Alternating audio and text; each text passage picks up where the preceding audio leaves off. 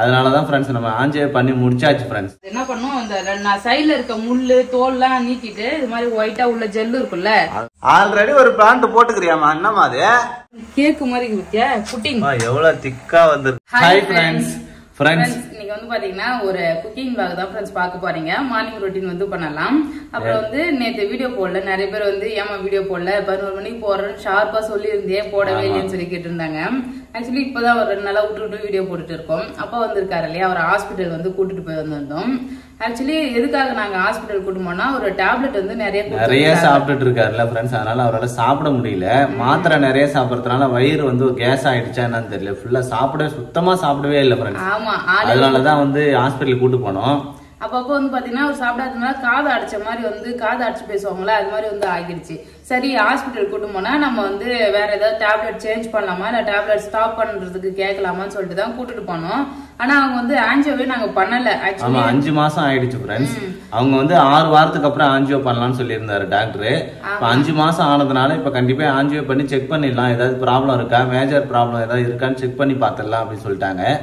அதனாலதான் ஃப்ரெண்ட்ஸ் நம்ம ஆஞ்சியோ பண்ணி முடிச்சாச்சு ஃப்ரெண்ட்ஸ். ஆஞ்சியோ பண்ணதுல எதுவும் மேஜர் ப்ராப்ளம் எதுவும் இல்ல, கொஞ்சமா ஏதோ இருக்குன்னு சொன்னாங்க. பட் கொஞ்சமா ஆனா வந்து காட்டினாங்க ஃப்ரெண்ட்ஸ் ஸ்கிரீன்ல, அது கொஞ்சமா ஒரு இடத்துல பெண்ட் இருக்கு.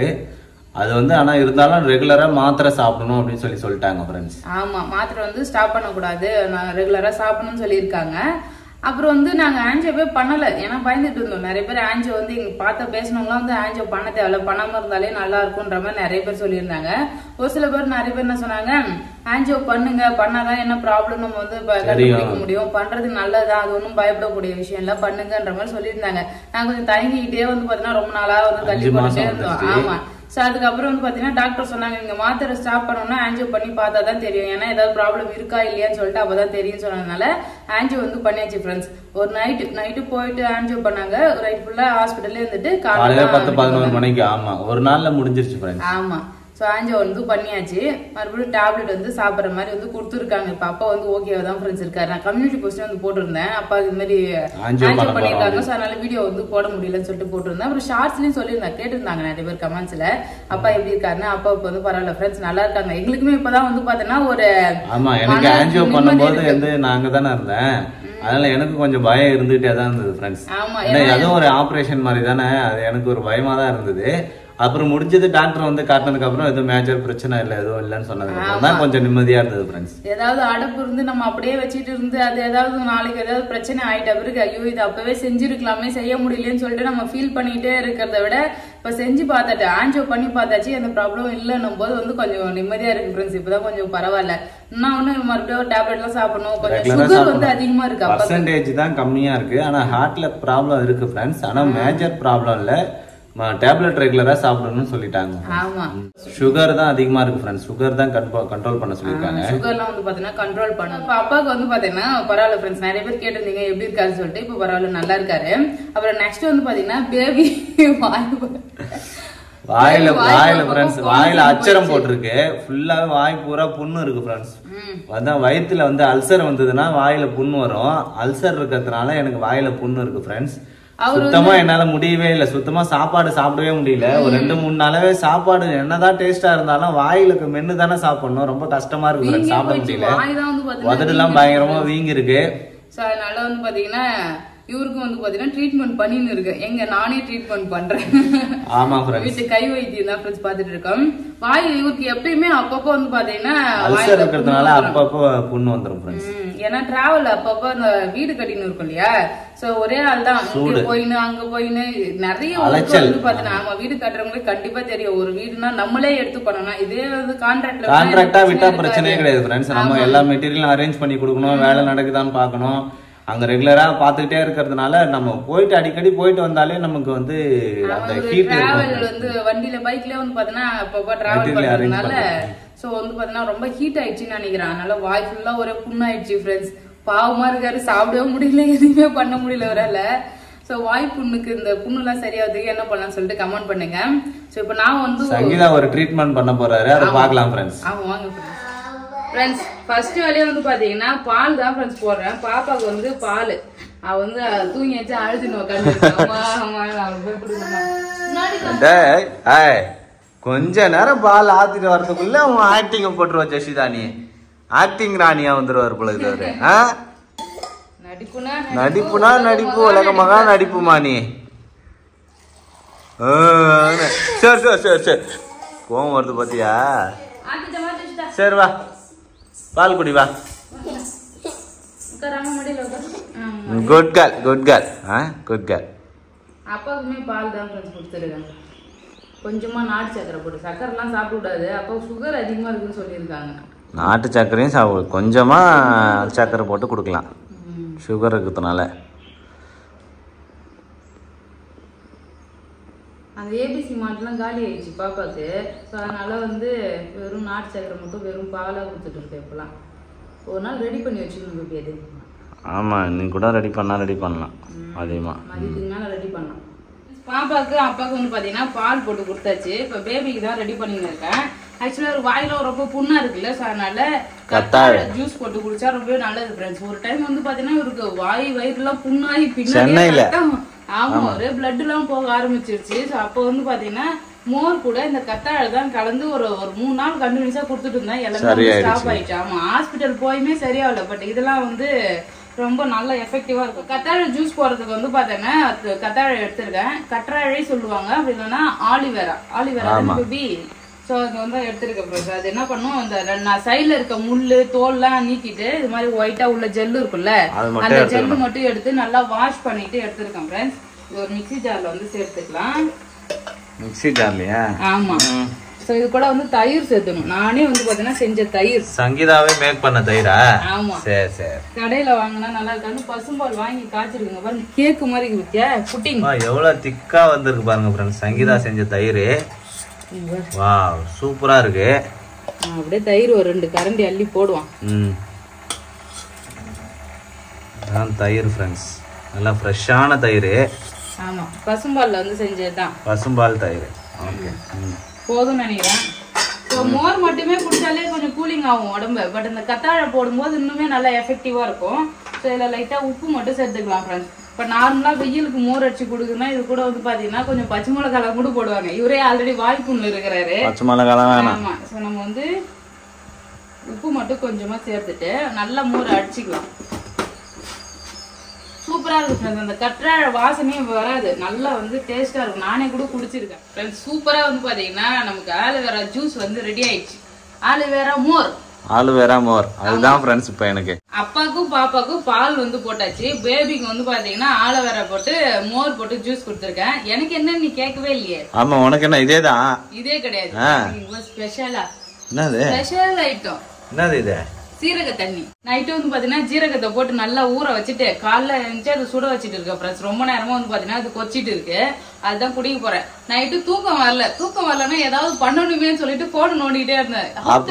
வெயிட் லாஸ் குறைக்கிறது எப்படி, தொப்பை குறைக்கிறது எப்படி. அப்ப நிறைய பேர் இந்த ஜீரக தண்ணியை ரெஃபர் பண்ணிருந்தாங்களா, அதனாலதான் இந்த ஜீரக தண்ணி ஃப்ரெண்ட்ஸ் வெயிட் லாஸ். இன்னைக்குதான் ஃப்ரெண்ட்ஸ் ஃபர்ஸ்ட் டைமா அது ட்ரை பண்றேன். இதுக்கு முன்னாடி ட்ரை பண்ணது கிடையாது.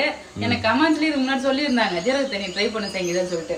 அப்புறம் பாத்தீங்கன்னா அப்படியே விடிஞ்ச உடனே இன்னைக்கு வீரசுரமா களத்துல இறங்கிட்டேன். கொள்ளு வறுத்து வச்சு ஸ்நாக்ஸுக்கு கொள்ளு சாப்பிடலான்னு இருக்க. கொள்ளு பொடி வந்து ரெடி பண்ணலான்னு பாக்கலாம் எஃபெக்டிவா இருக்கான்னு சொல்லிட்டு நீ மோர் குடி. இன்னைக்கு பிரேக்ஃபாஸ்ட் வந்து பாத்தீங்கன்னா சம்பா கோதுமை ரவை வச்சு உப்புமா தான் ஃப்ரெண்ட்ஸ் செய்ய போறேன்.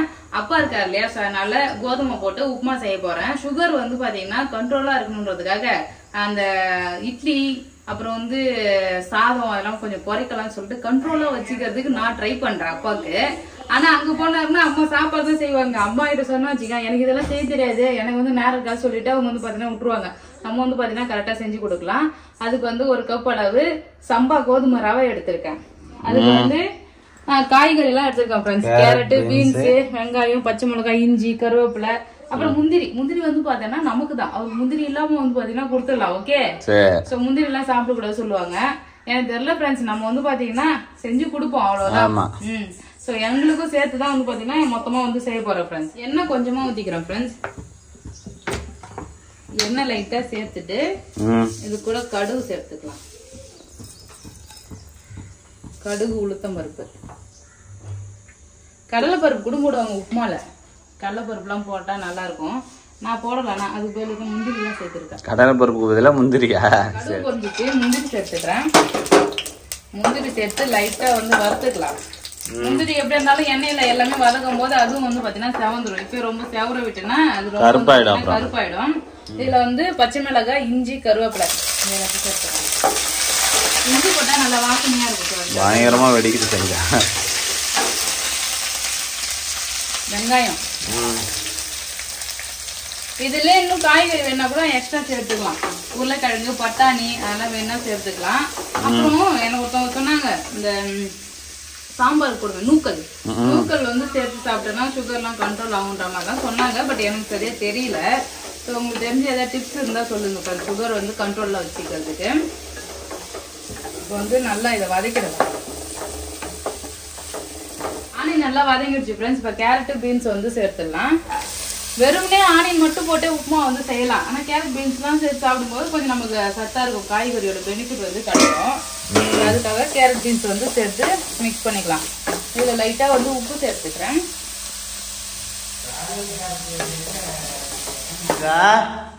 ஆல்ரெடி ஒரு பேண்ட் போட்டுக்கிறியாமா? என்னம்மா அது? ஃப்ரெண்ட்ஸ் ஆல்ரெடி ஒரு பேண்ட் போட்டிருக்காரு, இன்னொரு பேண்ட் போட்டுட்டு இருக்காரு. 2 பேண்டா போடுவாங்க ஜிஷிதா? சரி போடு. அவர் ட்ரெஸ் அவரே போட்டுக்கிறாரு. ட்ரெஸ் போட கத்துனாலும் தட்டுனா தலையில எடுத்து ட்ரெஸ் எடுத்து போடுறது, போட்டிருக்க ட்ரெஸ் மேல 2 ட்ரெஸ் 3 ட்ரெஸ் அவரே எடுத்து போட்டுக்கிறாரு. அவரே போடுவாருமாமா. என்னம்மா? உப்புமாவா? சரி சரி. கேரட், பீன்ஸ் வந்து பாத்தீங்கன்னா நல்லா வதங்கிடுச்சு. இதுல வந்து பாத்தீங்கன்னா 1 டம்ளர் அளவுக்கு கோதுமை ரவை எடுத்திருக்கேன். சம்பா கோதுமை ரவை. இது என்ன பண்ணலாம், அழகா வறுத்துக்கலாம். இது கூட சேர்த்து நல்லா மிக்ஸ் பண்ணி லைட்டா சூடாகிற வரைக்கும் வறுத்துக்கலாம். ஆனா இது டேஸ்ட் நல்லா சூப்பரா இருக்கும் தெரியுமா? ஃபுல்லா காய்கறி தான் இருக்குது. வெந்து வந்தா நிறைய இருக்கும் பேபி. ஆமா வேகணும்ல. அந்த இது சின்னதா இருக்குது, நல்லா உப்பி வரும். இதுவே கரெக்டா இருக்குது. சாப்பிட்டாலே போதும். எப்ப பார்த்தாலும் செஞ்சு வீணாக்குறதுக்கு கொஞ்சம் கொஞ்சமா செஞ்சுக்கலாம். ஒரு ஆள் சாப்பிடற அளவுக்கு கஞ்சி இருக்குது பழைது. அதுதான் உனக்கு. தயிர் இருக்குல்ல, பழைது வந்து பாத்தீங்கன்னா நல்லா பிசைஞ்சு தயிர் ஊத்தி சாப்பிட்டா வந்து நல்லது. அது உனக்கு, இது எங்களுக்கு. சரி சரி. எனக்கு பிடிக்காது இந்த உப்புமாவே. உப்புமா இது ரொம்ப தப்புமா. அதான் சொல்ற. ஆமா நல்லா இருக்கும். லைட்டா வந்து பாத்தீங்கன்னா சூடு ஆயிடுச்சு. தனியா வறுத்து போடுறதுக்கு பதில் இதுலயே வந்து போட்டோம்னா அழகா வறுபட்டுரும். அதுக்காக தான் வறுத்தேன். இந்த டம்ளர்ல 3 டம்ளர் அளவுக்கு தண்ணி ஊற்றிக்கலாம். ஓகே.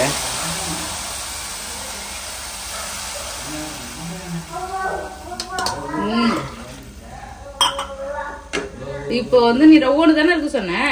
இந்த தண்ணி எந்த அளவு இருக்குது, எல்லா தண்ணி இழுத்து வெந்து இந்த அளவுக்கு வந்து பாத்தீங்கன்னா உப்புமா கிடைச்சிடும் நமக்கு. ஓகே. காய் வதங்கிறதுக்கு மட்டும் தான் இதுல உப்பு சேர்த்தேன். இதுல வந்து பாத்தீங்கன்னா இன்னும் கொஞ்சம் உப்பு சேர்த்துக்கலாம் தேவையான அளவுக்கு. உப்புமாக்கு திட்டமான உப்பு வந்து சேர்த்துக்கணும். உப்பு அதிகமா சேர்த்தா உப்பு கரிக்க ஆரம்பிச்சிடும். அப்புறம் கரண்ட் ஆஃப் ஆயிடுச்சு. உப்புமா வந்து பாத்தீங்கன்னா சூப்பரா ரெடி ஆயிடுச்சு ஃப்ரெண்ட்ஸ். வாவ், பார்க்கவே சூப்பரா இருக்கு. நல்ல நிறைய வந்துச்சு பாத்தியா? ஆமா, போலன்னு இருக்கும். நல்லா சூப்பரா இருக்கும் ஃப்ரெண்ட்ஸ் இந்த உப்புமா வந்து. சம்பா உப்புமா.